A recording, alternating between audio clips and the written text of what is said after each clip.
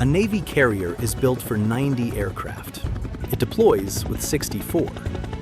That gap is not an accident, a budget cut, or a shortage. It is one of the most deliberate decisions in naval aviation. And understanding why tells you everything about how a carrier actually works.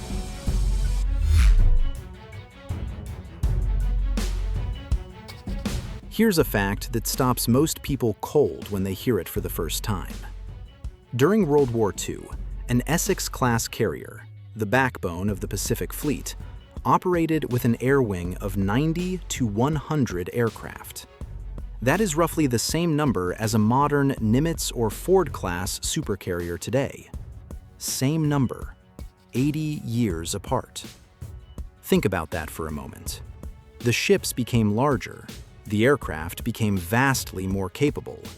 Technology transformed almost everything. Yet the number stayed remarkably similar. So if the number barely changed, what exactly did? Everything else. An Essex-class aircraft carrier was about 872 feet long and displaced roughly 34,000 tons fully loaded. A Nimitz-class aircraft carrier is 1,092 feet long and displaces more than 100,000 tons. The ship nearly tripled in size. The crew grew from roughly 3,000 to more than 5,000. Aircraft evolved from propeller-driven Hellcats and Avengers weighing thousands of pounds to modern fighters weighing tens of thousands. Fuel demands increased. Maintenance became vastly more complex. Almost everything got bigger. Yet the aircraft count remained remarkably close to 90. That is not a coincidence.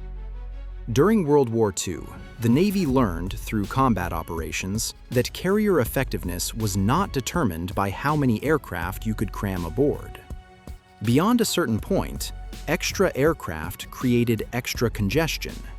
More time spent moving aircraft, more conflicts between launch and recovery cycles, more bottlenecks at fueling, arming, and maintenance stations. The lesson was simple. There is a practical limit to how many aircraft a single flight deck can operate efficiently. For large deck carriers, that limit turned out to be surprisingly close to the numbers we still see today. Think about your kitchen at home.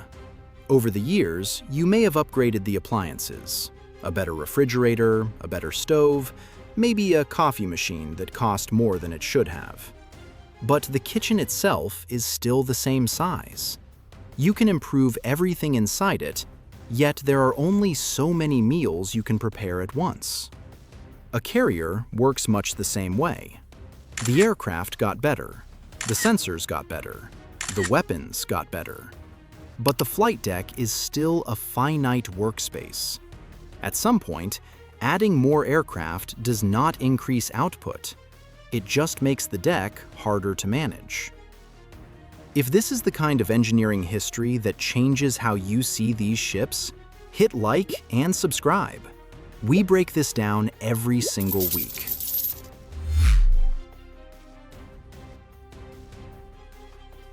Before we get into why carriers do not always deploy with 90 aircraft, let's answer a more basic question. How do you physically fit that many aircraft on one ship in the first place? Because the answer involves a level of spatial planning that most people never think about when they look at a carrier from the outside. What seems like a vast open deck is actually a carefully managed puzzle where nearly every square foot has a purpose. Start with the hangar bay. On a Nimitz-class carrier, the hangar deck sits one level below the flight deck and stretches roughly 685 feet long, 110 feet wide, and 25 feet high. It is an enormous enclosed space, roughly the area of 2 football fields, beneath a ceiling tall enough for the tails of most carrier aircraft. When packed for maximum efficiency, dozens of aircraft can be stored there, arranged wingtip to wingtip and nose to tail, with clearances sometimes measured in inches rather than feet. How do you pack an aircraft with a wingspan of more than 40 feet into a space with only inches to spare? The answer is folding wings, one of the most important and least appreciated features in carrier aviation. Most aircraft in the air wing are designed to fold their wings upward or outward, dramatically reducing the space they occupy when parked. A folded Boeing F/A 18E/F Super Hornet takes up far less deck and hangar space than the same aircraft with its wings extended. Multiply that saving across dozens of aircraft, and you begin to see how a carrier makes the numbers work. Without folding wings, the modern carrier air wing simply would not fit. The remaining aircraft are typically parked on the flight deck itself, what the Navy calls the deck park. These aircraft are positioned so they remain accessible for upcoming launches without blocking the catapults, landing area, or aircraft elevators. And this is where the planning becomes almost chess-like. Every aircraft position is mapped out in advance by the aircraft handler in flight deck control, using the famous Ouija board, a scaled model of the flight deck where miniature aircraft markers are moved before the real aircraft move. Nothing happens by accident. Before a jet moves on the deck, it has usually been moved on the Ouija board first. Think about the last time you tried to get your car out of a packed parking garage on a busy Saturday. You need to leave, but the car behind you is blocking the way. Another car is blocking that one, and somehow the vehicle parked at an awkward angle is affecting everyone else. Now imagine every vehicle weighs up to 60,000 pounds, costs tens of millions of dollars, and needs to be airborne within the next few hours. And the parking garage is moving through the ocean. That is the spatial engineering problem a carrier solves every day. The remarkable part is not that it works. The remarkable part is how rarely it goes wrong.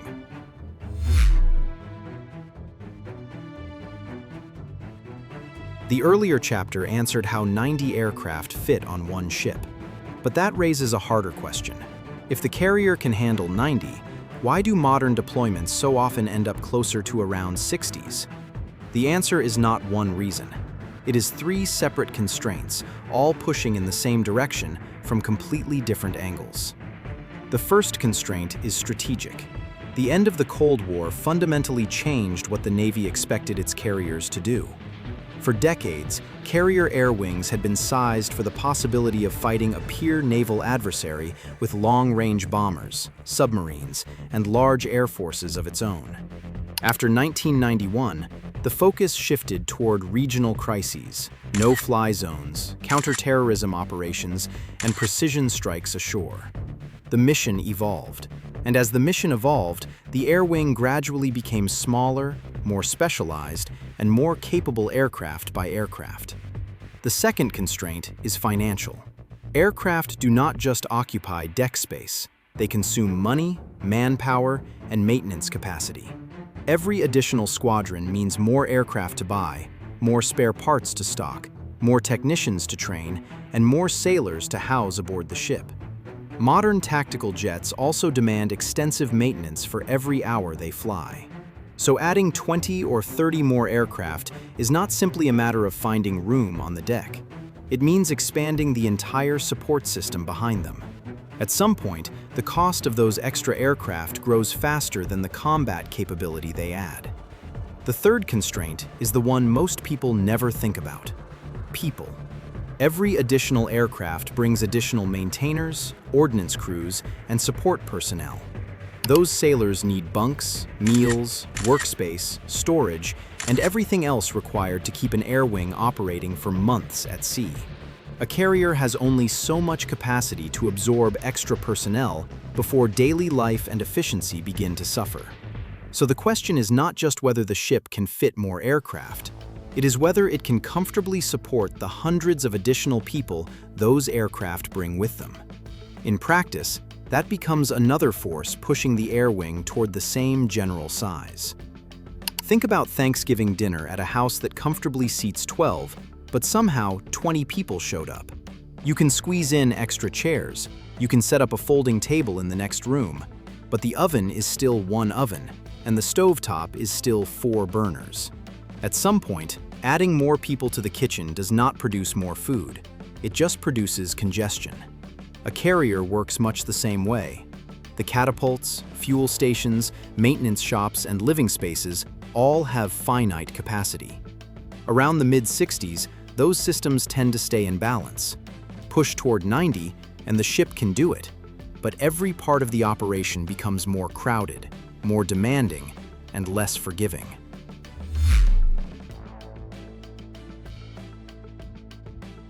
So if the mid-60s is where modern carrier air wings often settle, and around 90 is close to the upper practical limit, what happens at the extremes? What does a carrier give up if it deploys with only 50 aircraft? And why is 150 not merely impractical? Why does it run headfirst into the physical limits of the ship itself? Because once you push too far in either direction, the math starts working against you. Start with 50. A carrier air wing of 50 aircraft sounds appealing at first. Fewer aircraft to maintain, less congestion on the deck, fewer moving parts. But the strength of a carrier is not just the number of aircraft it carries. It is the variety of missions those aircraft can perform at the same time. A modern air wing needs strike fighters, electronic warfare aircraft, airborne early warning aircraft, helicopters for anti-submarine warfare, and search and rescue assets. Reduce the air wing too far, and you start making difficult trade-offs. Every aircraft assigned to one mission is an aircraft unavailable for another. At some point, the carrier stops being a flexible tool that can do many things at once and becomes a ship forced to choose between them. Now go the other direction. 150 aircraft. This is where the ship runs into physical limits long before it runs out of ambition. A carrier's fuel storage, weapons magazines, maintenance spaces, aircraft elevators, and flight deck were all designed to support a finite number of aircraft. Add 60 more, and those support systems do not magically grow with them. The elevators still move aircraft at the same rate. The maintenance shops are still the same size. The flight deck still has the same number of catapults and the same amount of parking space. Eventually, additional aircraft stop increasing combat power because the ship can no longer service, arm, fuel, and launch them efficiently. You are not building a stronger air wing. You are creating a longer line. And here is the constraint that ultimately makes 150 aircraft impossible, rather than merely inefficient. A carrier is not just a flight deck with a parking problem. It is an integrated design.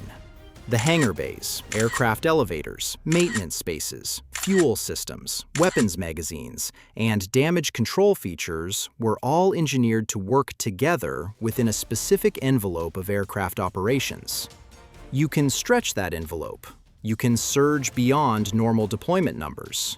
But you cannot add 60 more aircraft without overwhelming multiple systems at once. At that point, you are no longer asking the carrier to carry a larger air wing. You are asking it to be a larger ship. And that means starting the design process all over again. It's a little like trying to fit a king-size mattress into a room designed for a queen. You can angle it through the doorway, you can shuffle furniture around. You might even make it fit after a fashion. But the room itself never gets bigger. A carrier works the same way. The hangar, the flight deck, the elevators, the fuel system, and the maintenance spaces all operate within a finite envelope.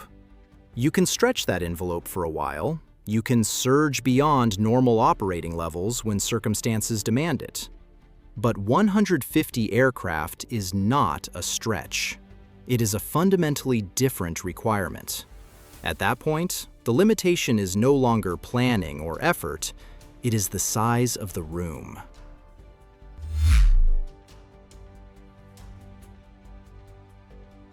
So, when does a carrier actually load to its maximum capacity of 90 aircraft?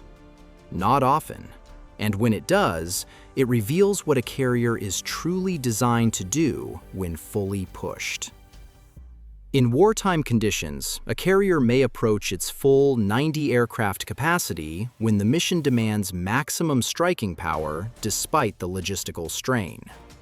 This is broadly consistent with how Essex-class carriers operated in the Pacific campaign, with large air groups embarked, maintenance crews working around the clock, and most available deck and hangar space dedicated to operations. It can be sustained for a campaign, but not indefinitely. The maintenance burden of keeping 90 tactical aircraft mission-ready at once pushes the ship's fuel system, ordnance magazines, maintenance shops, and berthing to their limits simultaneously. The closest modern equivalent to that wartime intensity is the USS Gerald R. Ford's 2025 to 2026 deployment. Reported as a prolonged 300-plus day underway period with more than 12,000 aircraft launches and thousands of flight hours flown by Carrier Air Wing 8. It stands out as one of the most sustained periods of carrier flight operations in the post-Cold War era. Not a single high-intensity strike campaign, but months of continuous flying.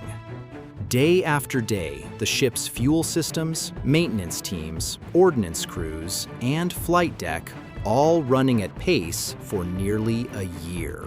Here's what that deployment revealed about operating near sustained high capacity.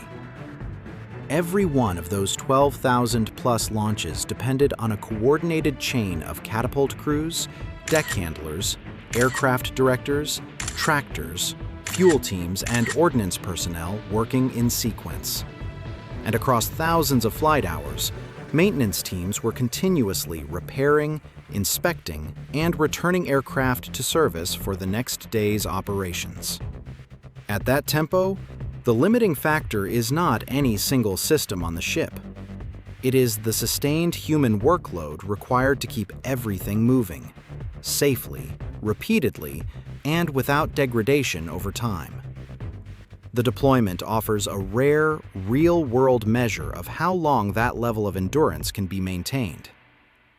And here is what makes that deployment so significant. The Ford completed it. The system held under sustained high-tempo operations, which means the upper range of Carrier Air Wing size is not just a theoretical planning figure.